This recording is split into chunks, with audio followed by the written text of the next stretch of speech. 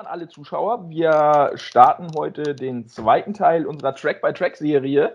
Heute habe ich die Band VANAHEIM in Form von Sänger Zino und Bassist Mike am Start. Mike kennt ihr noch aus meinem Interview.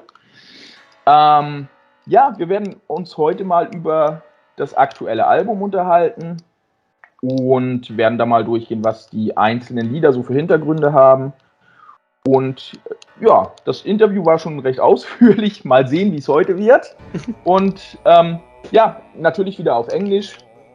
Aber das sollte ja kein großes Problem darstellen. So, maybe before we start, you can introduce yourself to the audience. Yeah, Zino, please start. I introduced myself already last time, so I will keep it very short this time. Right. Well, my name is Zino van Leerdam. I'm from the Netherlands, as you can hear on my crappy English accent. I am the vocalist of the band. I also am deeply involved with the writing of the songs, and for the orchestration part, I'm basically doing almost everything. What else can I say? I still study. I study social work. It's another part of my life. If you have more questions, ask around. Let's see what will happen. Mike, how about you? Yes. I think we know you from the last time, but maybe Indeed. a short refreshing. Indeed. Yeah, my name is Mike. I'm the bass player of VANAHEIM, and I do some back vocals and some choir thingies for the album. Also, I'm the German one, so like last time. Wir könnten auch in Deutsch sprechen, aber das machen wir nicht, wegen Zino. Sorry. All No fine. problem. Yeah, that's me. Yeah, great. Maybe we talk about the album in general. So some little facts maybe before we get closer to the songs. The album is called Een verloren Verhaal, which means I tried to translate it a little bit for me personally. It's like a lost story in English, as far as I found out. Yes. We got 10 tracks on it, where how many we have? 4 tracks are completely instrumental, and called orchestral tracks, and we've got 1 regular instrumental track in the whole thing. Yeah, that's right. So we got 1 hour and 20 minutes, so very epic, this whole thing, also from the sound. Mike told me the last time, or was it Michael? I don't know. Zino, you did the orchestral thing for the very first time for Een verloren Verhaal. Was it planned from the beginning that it gets that mighty? Let's name it that way, or was it like, I think it fitted in that way? Well, Here we go. So, I think that from the beginning, we all had a vision for something big and powerful. We all had in mind that we wanted to make this epic wall of sound, and but how we were gonna do that wasn't completely worked out yet from the beginning. So I would say that the vision to make something like this was there, but the whole conception of how much time something like this would take and how much man hours or woman's hours go into something like that. We totally didn't know what we were starting on. Okay. But it worked. It's awesome. I was into it from the first sound. I was like, whoa, what the heck? Nice. And yeah, as of course, I before I started writing my own stuff, I was reading different reviews and previews of your album, and they all were positive. As I never read anything like lame or something like this. It's always great, and that was my thought about it too. But of course, it's always like the first impression, and that's always the artwork. Yeah. Yes. You see the artwork and you think, is it good or is it not? And I think your artwork is, as I said before we started the recording, it's an awesome artwork. It's not aggressive for somebody who looks at it. It's kind of a lot of details, but not like watch at me and you never can get out of it. But how can I say? You can lost yourself in watching it. You can imagine how would I be like that center person walking through that mountains and woods, and it was awesome. I think I rarely had that feeling by just watching an artwork. Yeah. So who was responsible for that artwork, and what was the backstory of it? Is there a backstory of it? Well, yeah.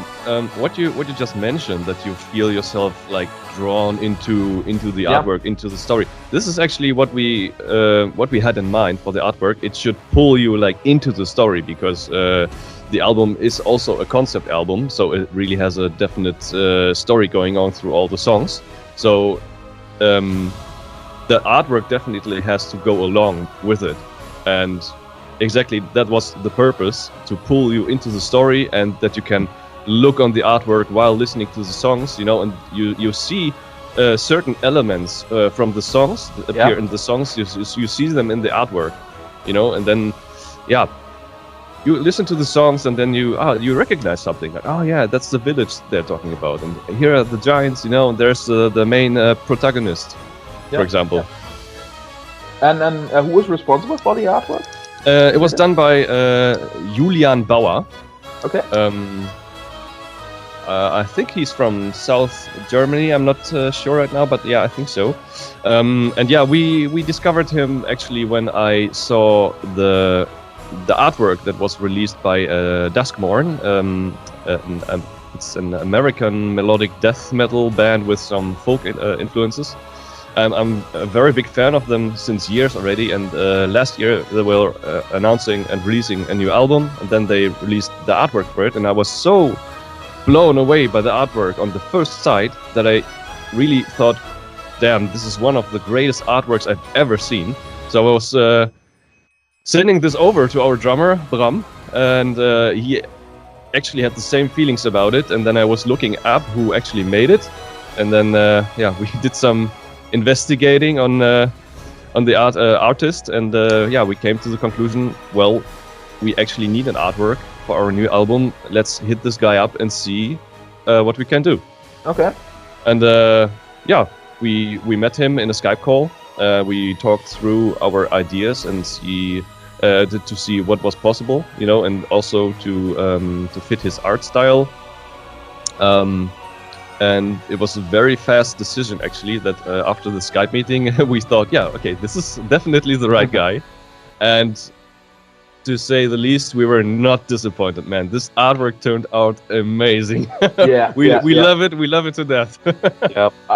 I can imagine that, and then as I said, I really love it. I still, even that I got just the digital version of your album so far, which will change soon, I hope. I still, when I listen to it now, I just open my laptop, just run this artwork, and just sit there and like, for Utstenkeslaven, it can be that part or stuff like this. Yeah, awesome. So maybe let's start with the songs, and let's see if anything will get into it. Then we can swipe away from the songs and get into another part maybe. So song number 1, Utstenkeslaven. Please forgive me my bad Dutch. We got nearly 10 minutes of song. It's something like Made of Stone. In that. And as you said, the whole thing has a concept in it. So what is the background story for the first song in that album? Shall I go? Do go. All right. Well, first of all, every single song is part of one big concept story. So all the stories are like basically as you would say as psalms of a Bible book. Let's say it like that. Okay. So uit steen geslagen means like carved from stone, and the story is about Mother Earth that is still roaming the earth in the early days, and which decides to carve the giants out of the mountains, which are basically the herders and the protectors of the planet.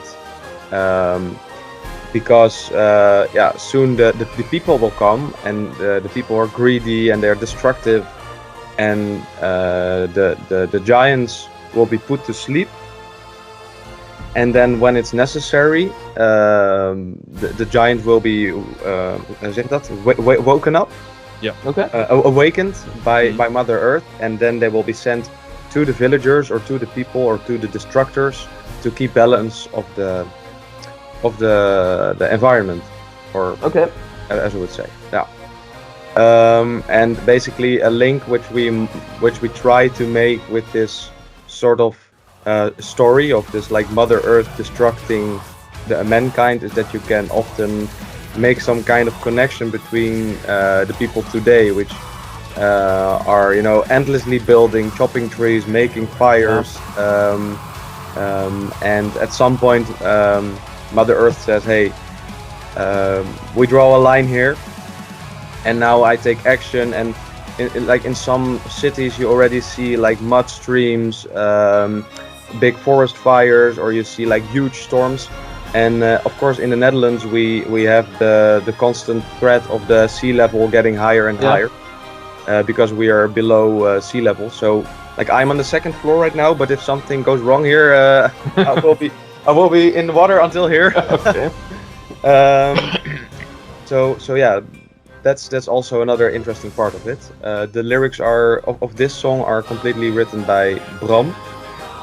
Wizard of Words, as I learned last time. Sorry? The Wizard of Words, as I learned last time. Oh yes, absolutely. The hidden talent that we didn't know about before. We had some kind of vision that we wanted to write this kind of archaic form of Dutch, in which we use like older words. Like there are even some words in there which I've never heard of. So we really investigated. We read some old books. Actually, here is still one. It's like Old Dutch, and we just like to just make it very authentic. Okay. Maybe two or three more questions in between. As you just mentioned that you wrote the whole thing in Dutch. We talked about in the interview. So we said that it will be more authentic or more easy for a singer to express himself if he can do it in his own language, as we talked about it a little time last time.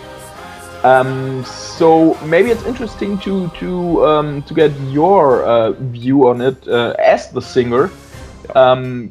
Was it kind of we do it because we need a standalone mark, or was it like, yeah, I can express myself better to do it, or was it a combination of everything, or what was the decision, or what was the reason behind the decision to do it in Dutch? Well, it's a good question, and it has been a discussion point in the beginning. I think like for a year we weren't sure if we're actually gonna do it in Dutch, even though that there were already songs written in Dutch. Like the idea started because at the time we were starting, I was reading a lot of this old Dutch literature, and when you have so much epic information at your side, like when it's up to me, I just want to do something with it. Yeah. And besides that, I am super fond of the Dutch language, which is very usable in metal. There are lots of nice sounds like R, like R, and and like these kind of sounds, which just sounds really nice. besides that, also, you know, from an authentic point of view, we look around to what other bands do, and there are not so many bands that are presenting the Dutch language in a kind of representable way. I mean, Heidevolk did a really great job. And then you have Balders Draumer, but they are talking in Frisian. And then you have some other acts of which I don't really know the name yet, but so that was also partly like we thought it was nice to do. And then thirdly, my English is fine.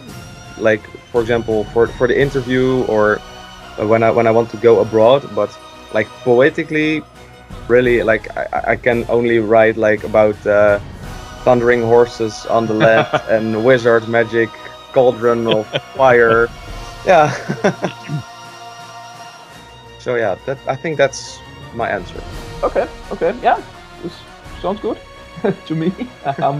Okay, yeah, let's go on with part 2.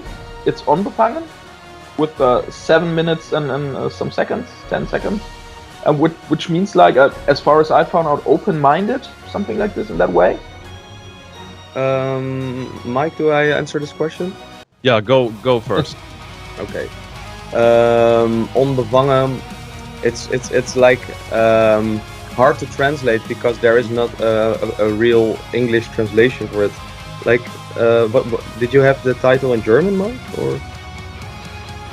That's a good question. No, I don't remember it exactly, but you could translate it to kind of. The first word that came in my mind in German was like unbefangen, like yeah. I don't give a fuck what is happening around me. I just do what I want to do. Exactly, like, but it's also some kind of like doing something without really thinking about what you're doing. So like you go outside and you don't think about the consequences of threats, of danger, for example. You just do what you think you should do and fuck it. Like actually a very positive side of being free in what you do. Like you're very enthusiastic about it, and you don't think about anything. You just go out and feel good. Like yes, this is my freedom now. A thing it's muchly described with young people which have not actually been exposed to danger yet, so they just go out and they just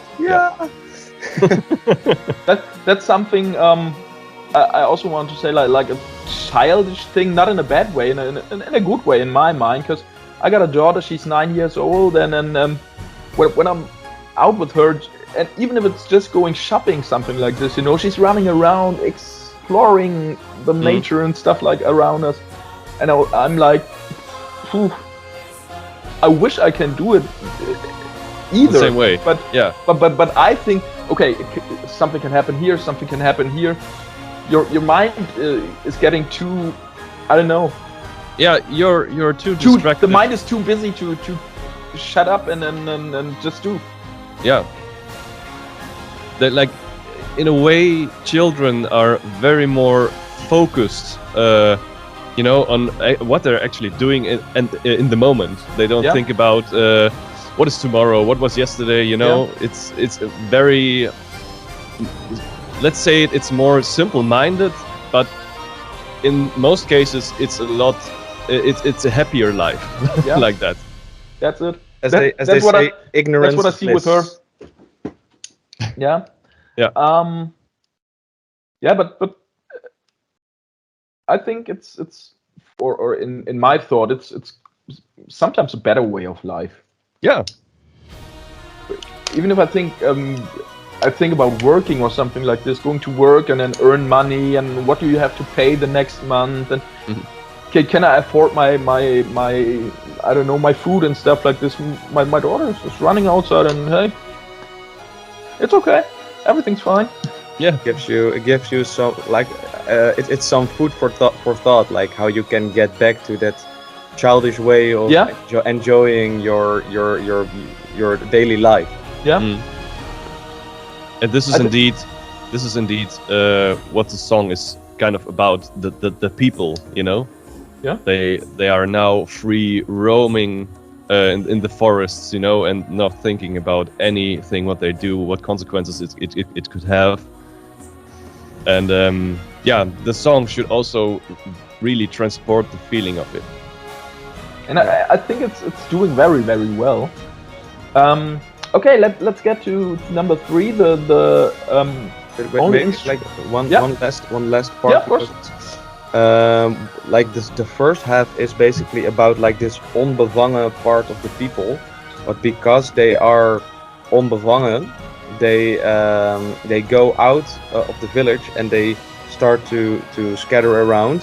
And then at one point, like on the album cover, like in front of the village, you can see all chopped down trees. Yep.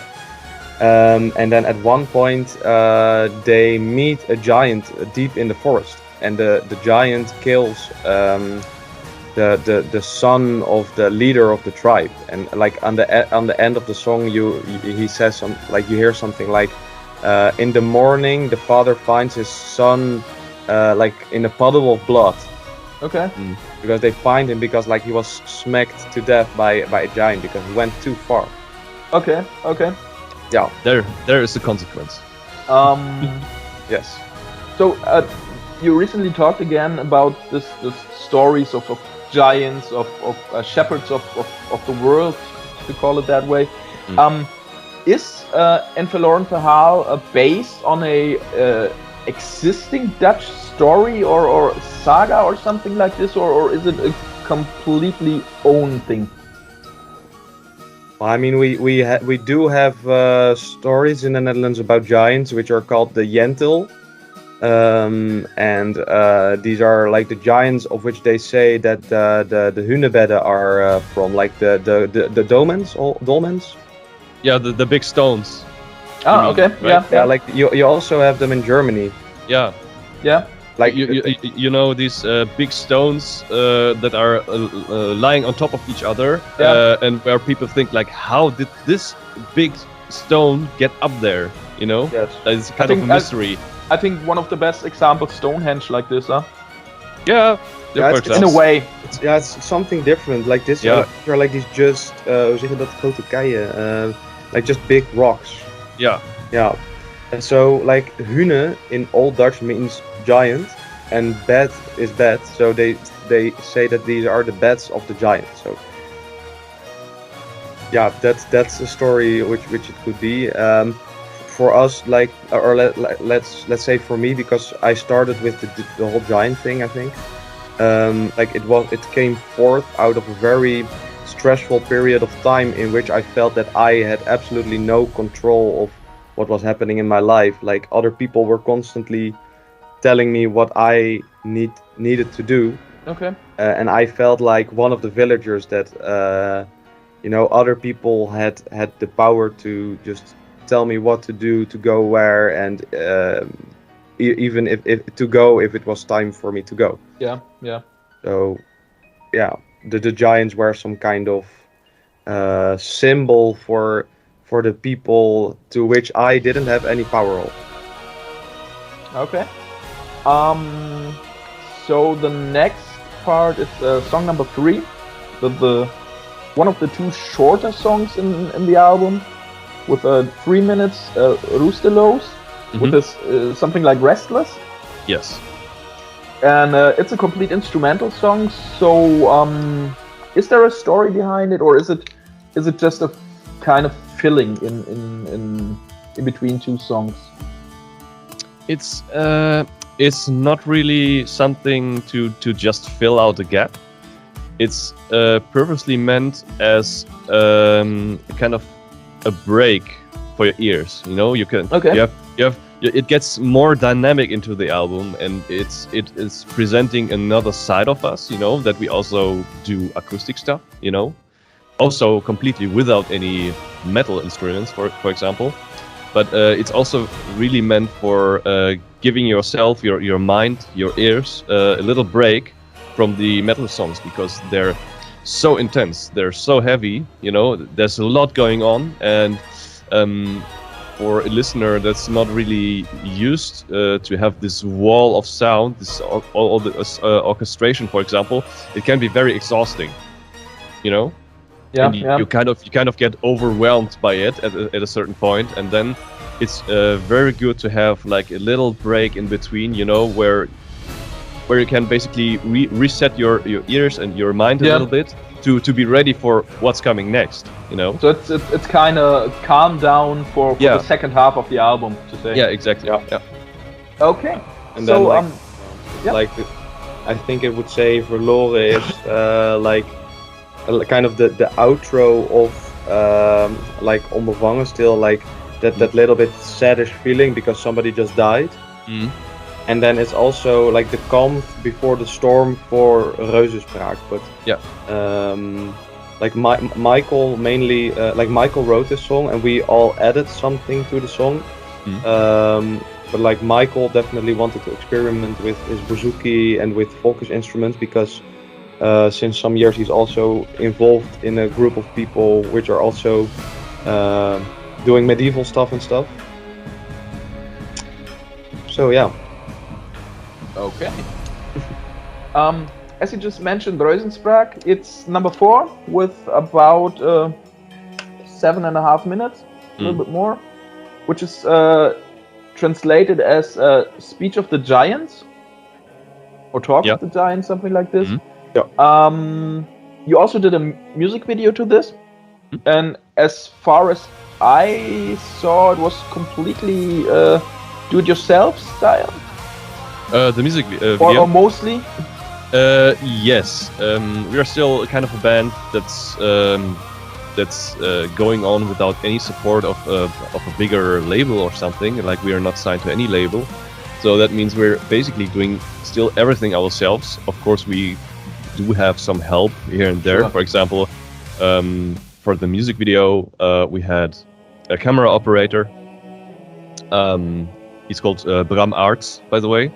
He did a tremendous job, like really good to have him there, and the end result of the music video also turned out very good in our opinion. But besides that, you know, the concept of the story, making up the ideas for the music video and where we should shoot it, you know, and all the preparations, like we had, for example, Zino, his girlfriend, Roosmarijn.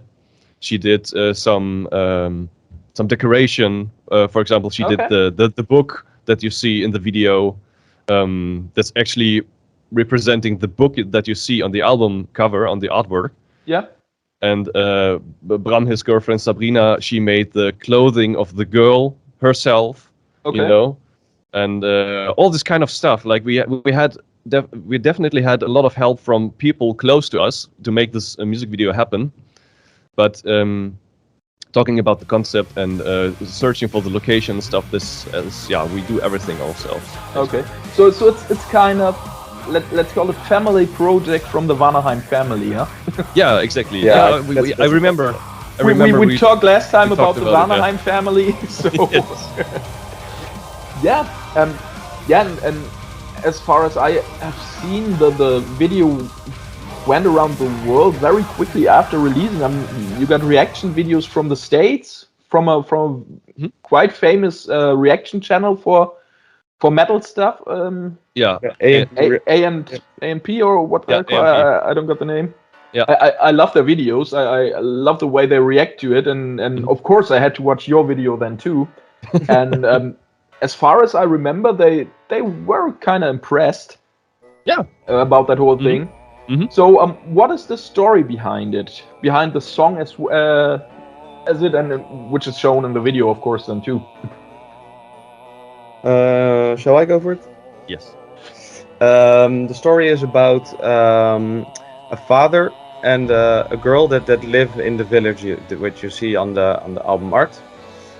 The father reads to his daughter every evening from the big book, because like they find it and it's full of riddles and old language which they just love to explore together.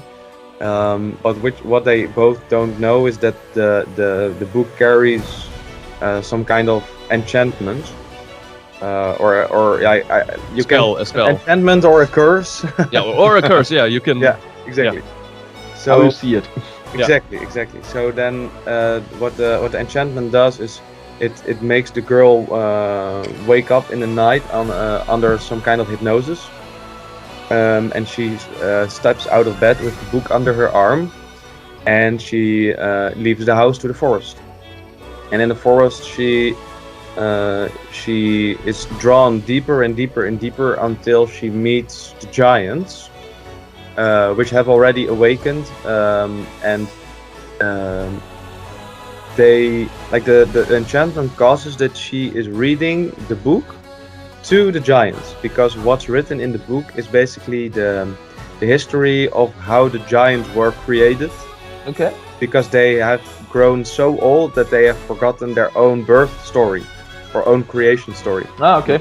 And after that, she folds the book, and she goes back home. But in the meantime, the father discovered that she's gone, and that's also what you see in the video clip. He's looking for her, and what's also in the lyrics of the song is like more detailed of why Mother Earth created the giants, and why they are here, and then we say something like the biggest danger of all is that nobody will believe her, because at the end it's not clear if what she has seen is a dream or if it's reality. Yeah.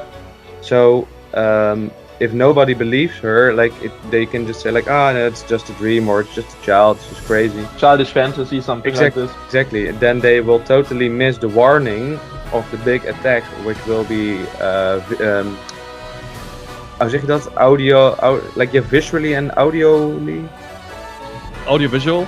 Audiovisually represent in Geval in de Nacht. Yeah, sorry. Yeah. Okay. Yeah, and the video did as well as the regular artwork. It was like, I saw that little girl got up and then went outside, and then I was like, what the heck would I do if that was my daughter? Mm-hmm. What when I wake up in the night and then I was like, oh, something is wrong, and I step into her room and she's gone, and I see the book is also away, and then where is she? And I was like, that I would call it kind of medieval setting, something like this. Yeah. And then you didn't have the possibility to take your cell phone or something like this and say, hey, where are you? She's gone. You're living at a forest where everything can happen, and she's simply gone. Yeah. And you didn't know anything about it, and you didn't hear anything from it, and I was like, whoa, that's intense. Yeah. That's you don't even need the music. Yeah. It's nice to hear that from also like a father's perspective, that you can actually relate to the character. Definitely. I what I just said, I tried to watch the whole video without any sound. I muted it completely, and I was like, if this was me, I would get mad. I would search the whole forest till I find her, and then I try to think, what is this guy thinking at that very moment when he discovered she's gone? And it was like, whoa, so intense. What's actually a nice detail maybe to know is that like these actors which we found are actually father and daughter. Oh, okay. Yeah. So like that's really nice. Like the daughter is often signed up for like acting jobs in the Netherlands, and for her father this was actually the first acting job. Okay. And like what was really wonderful to see is that they actually have this normal chemistry together. But I think especially for a story like this, it's very important that they got a better kind of chemistry, like actor and actor have. Yeah. I mean, they know each other, and I think he can imagine how would it be if she's gone and he doesn't know about it. Yeah. So I think Definitely. perfect pair to play it, I think. Yeah, we were also very happy to actually find these people, you know, because we were searching for actors, and it was very difficult to find someone until I don't know, it was I think it was Zino who had the idea to actually post something in Facebook groups related Okay. to this. And then we actually had a few people who were signing up for it, and then we could Actually, even a lot. decide. A lot of people have signed up. Like Yeah. I was overflowing with messages. Okay. Yeah. Okay. Also, more daughter-father combos, Okay. Yeah. which was really nice. Great. Yeah, it's also my favorite on the whole album. Oh, A lot of people would say, okay, it's the video clip. Of course, it's the most known, but I haven't seen the clip before I finished my review. Yeah. So it was totally like, this is my song, Mm. because Cool. I as I said, I get related to the story at once. Yeah. As I read it, and I read the translation, and yeah. And then I saw the clip and I was like, whoa, okay, I think this that could be me. I think this song, like within the song, it has the most romance. Like the other songs are a little bit more gruesome, as I would say, like lyric-wise. But this song is a little bit more fairy tale-ish, like you would think about, for example, with Little Red Riding Hood or something like that. We really had in mind this fairy tale kind of story, and like the song should also contribute that feeling. What came in my mind? I'm a guy that is really deep into movies, and I saw the clip, and then I saw the girl with the book, and I was into I don't know if it's called the same in English, Pan's Labyrinth. Oh yeah. And Yeah. was something I related to the song as well. Mm-hmm. As she took her book and comes to the world of Pan and something like this, and what was kind of relation for me. Okay, we've got song number 5, also a more than less short one, 3.5 minutes. Verloren, which means lost. We know it in Germany. Yeah. Yeah. What is the story behind it? Mike, do you know the story? Yes, but Or how is you- it you connecting can- to the You others? can explain it better. What I would say is it really serves as an interlude to the big ending of the album. And now, Zino, it's your turn. Yeah, Verloren is also a song that has been on the shelf for very long. Like Rusteloos Michael wrote this song acoustically, and then we were like, okay, how we're gonna add things to it. So we added the accordion, we added the bodran, and we recorded Michael's instruments. Am I forgetting something? No, right? No, but I want to point out the guy who played the accordion on the song is sitting right here. He always says he's not a great accordion player, and everyone else, if he says it, thinks, dude, what the fuck. Yeah, I mean, I also recorded the accordion. That's right. But anyways, so the song is basically some kind of campfire story. Like the people are starting to realize that the end is near and that they really cannot escape their fate. So when I was recording this song, this is the first time that I recorded something for VANAHEIM only with clean vocals. And like when I recorded it first, I sent it around, and the first answer was no. Like they said, it sounded like her. Like they say, dude, it needs to sound like you're actually there, like on some kind of broken down village around the fire. It should sound a little bit desperate, sad. It's a very depressive song. So just make it sound like you sound. Nothing special, no tricks, nothing pure, no big effects, just you. And that's what we went for. We wanted to make something very small and pure within an album, which is like overwhelmingly epic. Yeah. The song should have a very intimate feeling. Exactly. And then the story is like, I am just quickly thinking about the lyrics. Also, while you think about the lyrics, Yeah. we in this point of the album we are kind of in a transition between autumn and winter. You know, so the story is based a little bit around midwinter. So you see on the album art, it's more these autumn colors. So you have really this transition from late summer, autumn going into winter, where also the environment gets very difficult for the people that live there actually. With Julian, we also talked about it because first we wanted to make some kind of winter landscape, and he said like, "Hey, dudes, we can do that, but then the whole picture will be white, and I can't really experiment with all that kind of beautiful colors." Yeah. But what Mike said is completely right.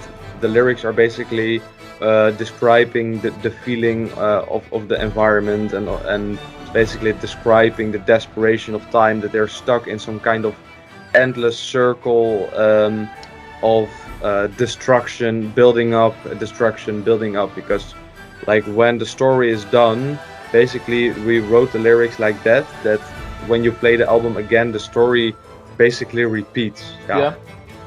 So kind of to quote Disney, the circle of life. Yeah, kind of. Yeah. Okay. So let's come to the end with the regular songs. Gefallen in the Nacht, 11 minutes. Kind of epic, I would say. It's translated like fallen or died at night. Yes. And if you, my dear watchers, follow the explanations of those two guys, well, you know what happens in the night. But maybe, guys, you can explain what happens in the night for those who didn't really watch that. Yeah, it's just one big party and drinking and everyone eating cake, you know. Having fun with each other. Yeah. Well, the like I will just go through the song because like the song kind of evolves into different stories. Yep. So what I want to point out is that first, before the song starts, you have this kind of audio story. Like you hear this kind of sounds and of a mother talking to her daughter, and the giants actually attack. It's made by a friend of mine, Michael Goryachev. I studied with him like for a half year on the conservatory, and he was hearing our stuff, and he was telling me like, "Hey dude, I really would love to contribute. So if you need anything, hit me up." So of course we hit him up. We made something really nice. Like the first part of the song, like the ta-na, ta-na-na, it represents like the giants getting to the village, and it's like really you can feel that they're coming near, and then the attack starts. And then like the whole situation is described, like what is it you see in the village. So for example, what the village looks like in the artwork is described in Gevallen in de Nacht. And then let me think. Eventually they get into a fight, but like what's so special about this fight is that the people know they're gonna lose this battle, but they're still ready to fight until the last man stands. You know, they're not gonna go down without a fight. And then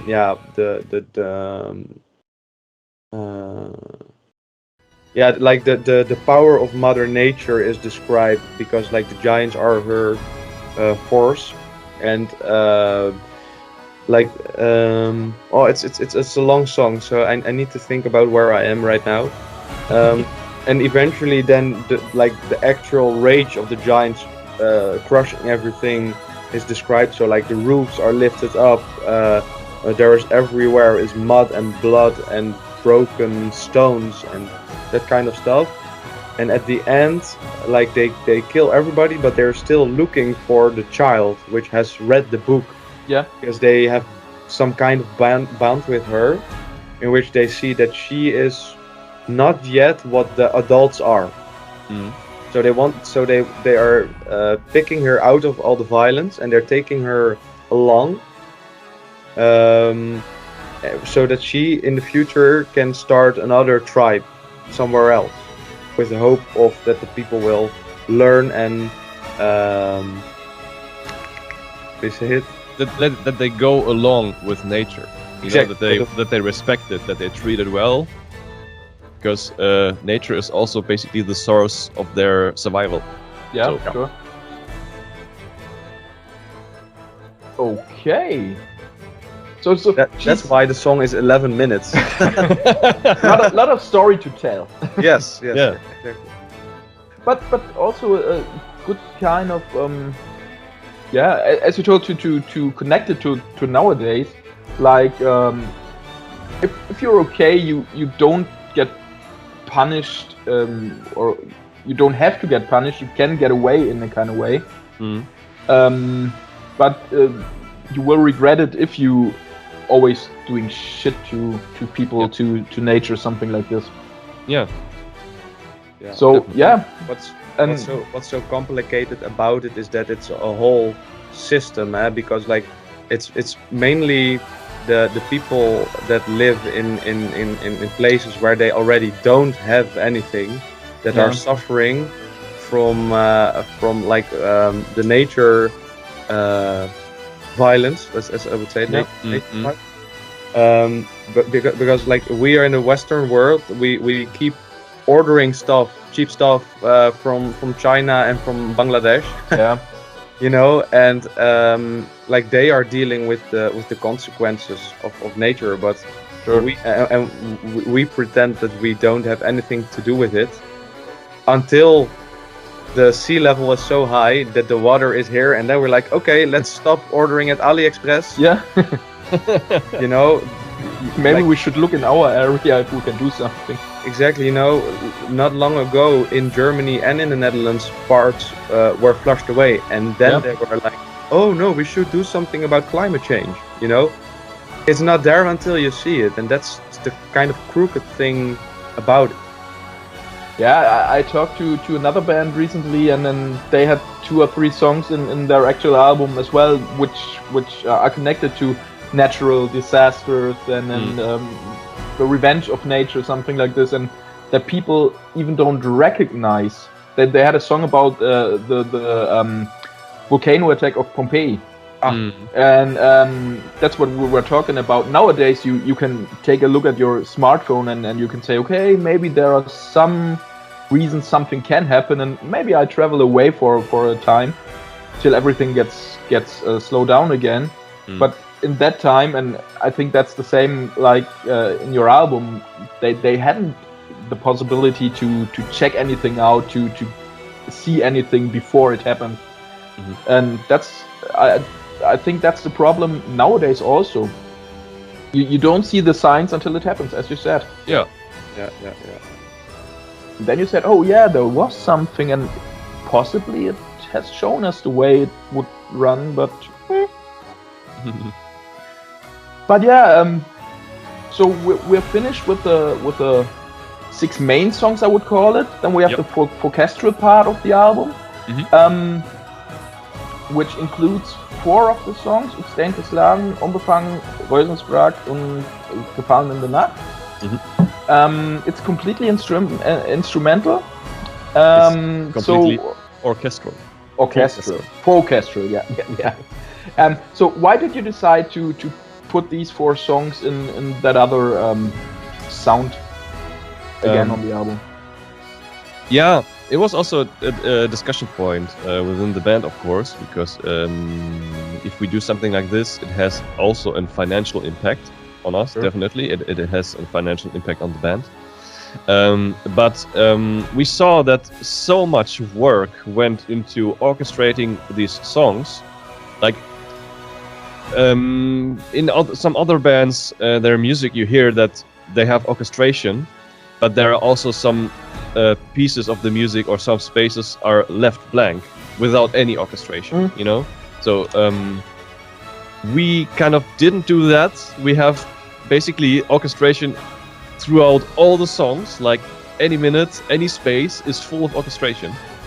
and there went so much work into it that we then discovered after the mixing process. Of course, when you have all the metal guitars and all the bass drum hammering on you, and there are the vocals over it, a lot of the details get lost in the mix, which is not a bad thing. Like we don't want to say anything bad about the mix, that the mix is bad or something, because Joost, or the guy who mixed it, did a tremendous job also.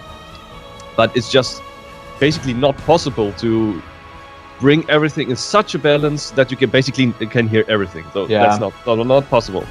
And then we kind of find it a little bit of a pity that some of these details get lost, because we spent actually a lot of work into it, especially Zino.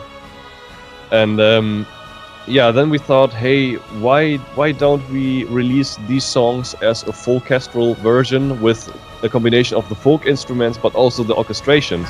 Yeah. You know, because we of course know this from other bands, like Nightwish also released always the instrumental and the orchestral version. Powerwolf did it, you know. Yeah. So this is already a common thing, and we thought, hey, we are such a small band. Why don't we do this? Like, if we're still that small and we do this is also kind of something unique about us, that we can actually pull this off as a small band, you know. And but mainly it was about the details, and that actually people can still experience what lies behind all these metal instruments, you know. Yeah. And then we actually did a survey or a poll on our social media channels, where we asked people like, hey, we had this idea to release the main songs also in a full orchestral version, like said, orchestral plus folk instruments, and we would like to release this if you want to have it, you know. Yeah. And little consequence would be that the album gets a little bit more expensive, because we have to press a second CD, we have to let the orchestral versions mastered, you know, and there went more work into it, so it gets a little bit more expensive in the end. But people like throughout voted for having the second CD, because they liked the idea, and they would like to experience a little bit more of the album and have a little look behind the scenes, you know. Yeah. So then we decided, so let's do it, you know. And I already saw some people saying in the internet or writing that they really like the full orchestral versions even more than the metal songs. Sometimes. Okay. Yeah, this is something you would not expect, but I saw it a couple of times. So this is also very surprising. Yeah, and the orchestral versions are, to talk a little bit about my work with your album. It was it made my work much easier, because you know, regularly I've got 3 runs through an album before I start even writing.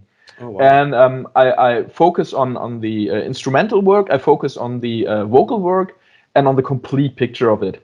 And that made it so much easier for me, because you had that separated orchestral work that you can't talk about if you got it in that complete. As you said, you can't see any detail if you got vocals, if you got guitars, if you got hundreds of different things like violins, like cellos, stuff like this.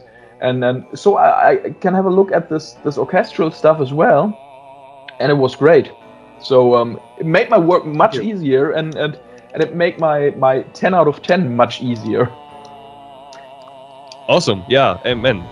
Again, thanks for this cool review. Oh, you're welcome. A 10 out of 10 is something you don't get very often. Oh, and I mean, I got some of them this year. I got the feeling that the time of the Big Bad Sea, and we talked about in our interview earlier, made the whole music industry, they shut down so much and they caused so much trouble. But in my opinion, lots of bands, especially younger bands, brought so much better albums than they could do in a regular working time with tours, with writing, with regular works besides studying, whatever. They can concentrate on their albums, and I had so many great albums in that time. But I must say, your album is till now in between my top 3 of the year so far. Very awesome. So let's take a look. My top 15 will come at the end of the year, and I'm pretty sure that your album will be in it in any way. Great. Yeah, super awesome, man. Yeah, so I think we finished all songs so far. Yes. I think we don't have to repeat the stories behind the orchestral songs again. We did it before. No. Yeah, so we're finished. We have 1 hour and 20 minutes of stuff into that whole epic kind of songs. As I told the guys last time, I send around the video clip of Reuzenspraak, and then people ask me, is that the new Een stuff, or is it the new Moon Sorrow stuff?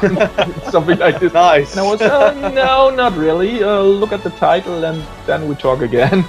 And they were really like, whoa, that's great. And I got a couple of people that said, hey, I gotta take a look closer to that band, and I had to buy the CD or whatever the heck is going on there. Thanks for helping us, man. Because always. That's the best kind of promotion. That somebody likes the CD and that they tell 1 or 2 friends about it, and that they do the same. That's super nice. I think you can't do it in another way today when you want to promote a small band. I've heard about people that wanted to have an article in stuff like Metal Hammer or Rock Hard or stuff, and for a little part in the corner of one of the last sites, they had to pay hundreds of euros, and I think no. They had to live from something, and then to have 3 sentences. Hey, this is VANAHEIM from Netherlands. Finish, nothing more, and then pay 300 euros for this for one of the last sites nobody is watching for it. That's totally bullshit. That's why I said I do it for free. I get the albums, and I get nice contacts and conversations about it. I do it in my free time, so everything's fine. It's nice to see that you do it like from the heart. I mean, that's also like why we make music, and I see that you do this kind of interview in your free time also for fun, you know. I really like to see that, man. Yeah, thank you very much. I think we're finished here. We got a good time. We got an hour approximately. Yeah, a little bit shorter than last time. A little bit shorter than last time.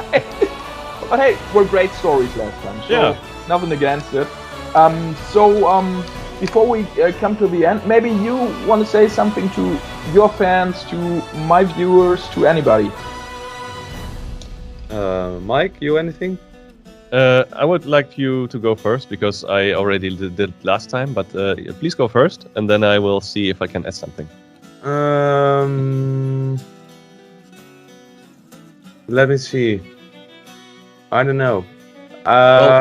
Maybe just something personal, like just like when you see this for today, just think about what you can do today to make the world around you a little bit better.